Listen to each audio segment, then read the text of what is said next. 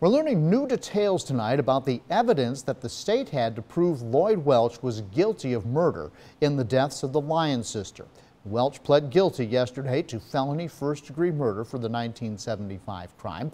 And WSLS 10's Rob Manch spoke with the Commonwealth's attorney Wes Nance today, who would have been prosecuting this case. And Rob, what evidence was on the state's side, and would it have been enough? Well, John, the most shocking thing that I learned from Nance today is that the state didn't have any physical evidence that it was planning to present in trial. The case would have solely relied on testimony from witnesses, with the most damaging evidence of all coming from Lloyd Welch himself. Commonwealth's attorney Wes Nance says it was only 3 years ago when the Lyon sisters' cold case was transferred to Bedford County from Maryland on evidence that their bodies may have been buried on Taylor's Mountain. When the investigation first came to Bedford County 39 years after the incident, there was no physical evidence to speak of. At that time, Nance says the task of building a case against Welch seemed difficult. The modern crime, you very often have digital evidence, whether it's through cell phones, video, surveillance footage, the body cameras that police officers have, and you have none of that now.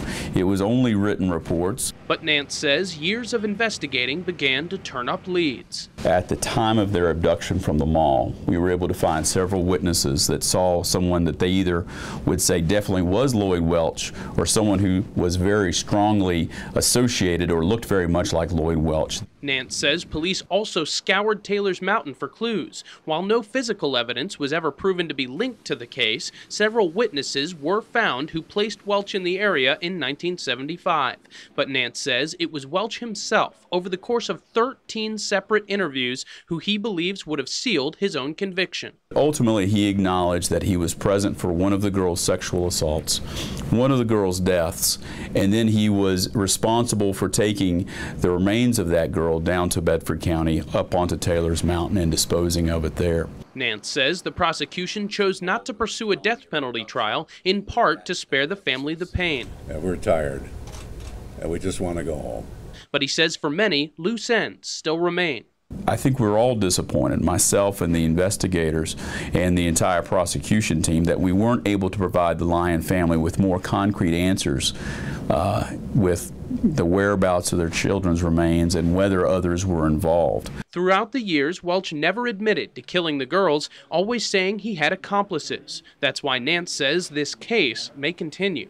Knowing the individuals that I've worked with the last 3 years, I don't think this is the end of their investigation.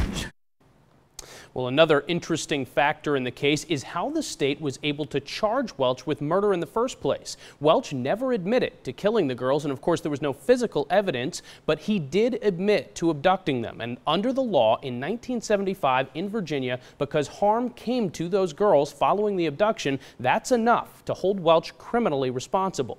Welch is now scheduled to serve 48 years in a jail in Virginia. In studio, Rob Manch, WSLS 10.